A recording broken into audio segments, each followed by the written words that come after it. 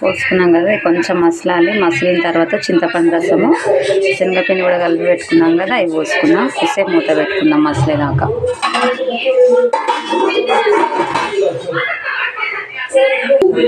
చింతపండు కలిపిన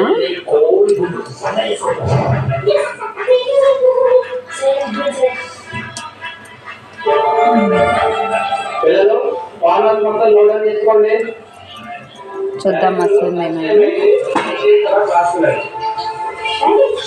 మసులుతుంది కదా. ఈ కట్టు చింతపండు పోసుకున్నాం, కలిపిన చింతపండు.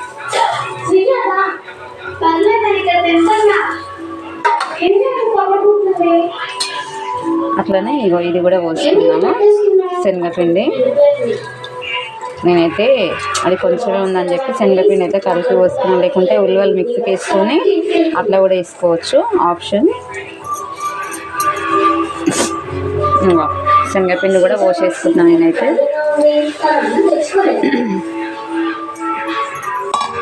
కలుపుకుందాము.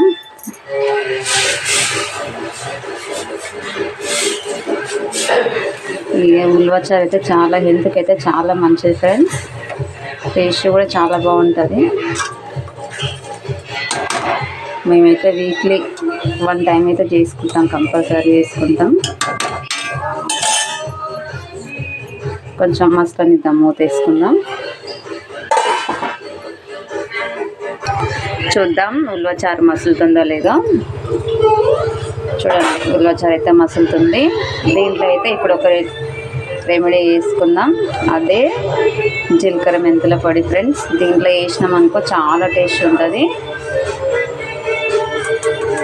కంపల్సరీ వేసుకోవాలి, వేసుకుంటే మాత్రం చాలా టేస్ట్ ఉంటుంది.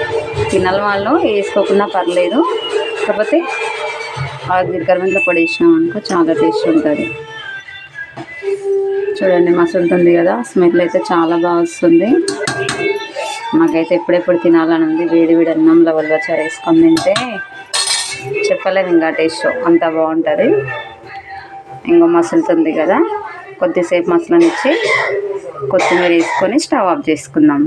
అంతే, ఉల్లిచారు రెడీ. టేస్టీ టేస్టీ ఉల్లిచారు వేడి వేడి అన్నంలోకి చాలా చాలా బాగుంటుంది. కొత్తిమీర వేసుకుందాం. కొత్తిమీర ఫైనల్గా కొత్తిమీర వేసుకొని ఆఫ్ చేసుకోవాలి, అంతే.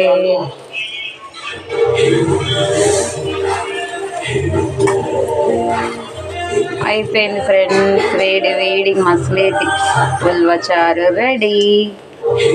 నేనైతే స్టవ్ ఆఫ్ చేసుకుంటున్నా. నచ్చిన వాళ్ళకి లైక్ కొట్టండి ఫ్రెండ్స్. నా వీడియోకి ఒక లైక్ కొట్టారనుకో నా వీడియో వేరే వాళ్ళకి షేర్ అవుతుంది ఫ్రెండ్స్. ఓకేనా, బాయ్.